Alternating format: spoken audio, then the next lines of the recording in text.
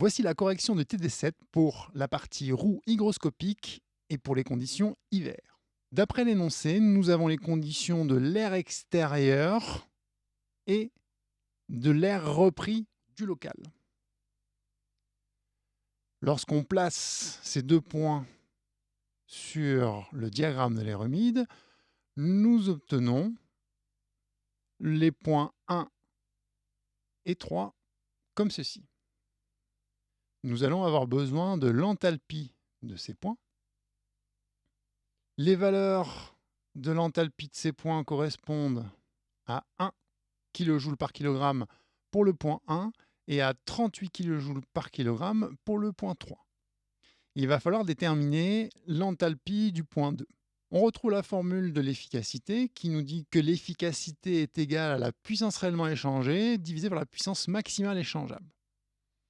Notre roue hygroscopique, à quoi est-ce qu'elle sert dans ce cas-là? Elle sert à réchauffer l'air neuf. Donc la puissance utile de notre roue hygroscopique, c'est sur l'air neuf. Comme on a vu en cours, il y a déshumidification de l'air repris et humidification de l'air neuf dans les conditions hiver sur une roue hygroscopique. Cette fois-ci, on ne va pas pouvoir se servir de cette formule où on exprime les puissances en fonction de la chaleur massique de l'air. Comme on a un transfert d'humidité, on va utiliser les enthalpies.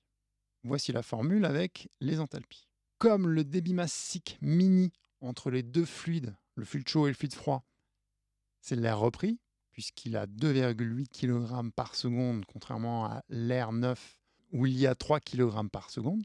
Mon équation, je vais remplacer en partie basse là, le QM mini par le QM de l'air repris. Comme nous cherchons θ2, on va transformer l'équation. C'est la même méthode que dans les exercices précédents. On obtient H2 et on obtient H2 égale 24,2 kJ par kg d'air sec. On nous demande de déterminer la puissance échangée. La puissance échangée, c'est la puissance gagnée par l'air neuf. Maintenant que je dispose de l'enthalpie du point 1 et du point 2, je peux déterminer que nous avons presque 70 kW de puissance gagnée par l'air neuf. Comme le rendement thermique est pris égal à 100%, eh bien, la puissance perdue par l'air repris est égale à la puissance gagnée par l'air neuf. Maintenant que nous connaissons la valeur d'enthalpie du point 2, nous pouvons placer sur nos diagrammes de l'air humide l'enthalpie du point 2.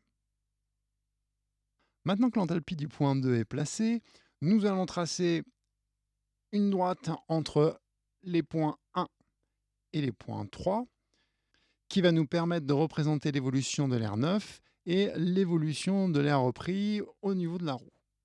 Maintenant que j'ai obtenu une intersection avec l'enthalpie du point 2, je place mon point 2 et je peux maintenant tracer l'évolution de l'air neuf sur ma roue hygroscopique entre 1 et 2.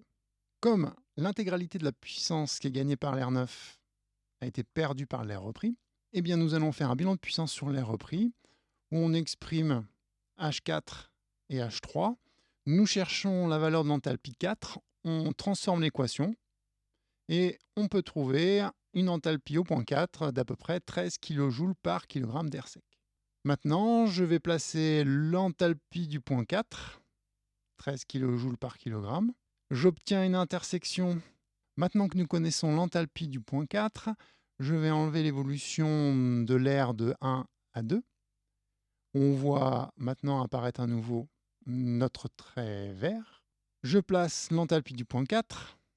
J'obtiens une intersection. C'est mon point 4. Et maintenant, je peux tracer l'évolution de l'air de 3 à 4. Je peux remettre l'évolution de l'air de 1 à 2. Je vais enlever mes traits de construction et mon évolution est tracée. Pour répondre à la question, y a-t-il déshumidification de la vapeur d'eau contenue dans l'air repris? Eh bien, oui. Mon point 3, je vais avoir un R3 qui est à peu près égal à 0,067, allez, entre 0,006 et 0,007 kg d'eau par kg d'air sec. Et si on regarde au point R4, on voit qu'il y a bien une diminution de la teneur en eau entre 3 et 4.